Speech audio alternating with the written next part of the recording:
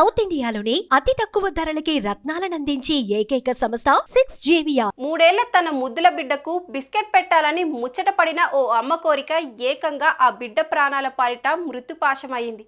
ఇంతకీ ఏం జరిగింది?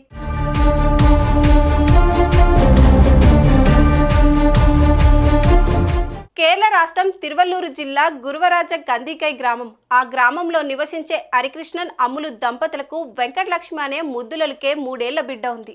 ఆదివారం నాడు భార్య భర్తలిద్దరూ బిస్కెట్లను టీలో ముంచి తింటూ టీవీ చూస్తున్న సమయంలో వారి బిడ్డ వెంకటలక్ష్మి అమ్మ చేతిలోని బిస్కెట్ లాగేందుకు ప్రయత్నించింది. దీంతో పాపకు కూడా బిస్కెట్ పెట్టే క్రమంలో అమ్ములు దాన్ని టీలో ముంచి చిన్నారి నోటికి అందించసాగింది. టీవీ ధ్యాసలో పడి ఆ పాప నోట్లో బిస్కెట్ పెట్టినా పూర్తిగా తిందా లేదా అన్నది గమనించకుండా కొద్దిగా పాపకు బిస్కెట్ టీలో ముంచి పెట్టడం ప్రారంభించింది. ఆ బిస్కెట్ను చప్పరిస్తున్న ఆ చిన్నారి కడుపులోకి బిస్కెట్ పూర్తిగా వెళ్ళకపోవడంతో ఊపిరి తీసుకోవడానికి ఇబ్బంది కలిగింది. గాలి పీల్చుకోవడం కోసం ఇబ్బంది పడుతున్న పాపను అపస్మారక స్థితికి చేరుకుంది. దీంతో పాపను తీసుకొని ఆ తల్లిదండ్రులు ఆసుపత్రికి పరుగులు తీశారు. అయితే చిన్నారి అప్పటికే చనిపోయిందని వైద్యులు చెప్పడంతో ఒక్కసారిగా కుప్పకూలిపోయారు.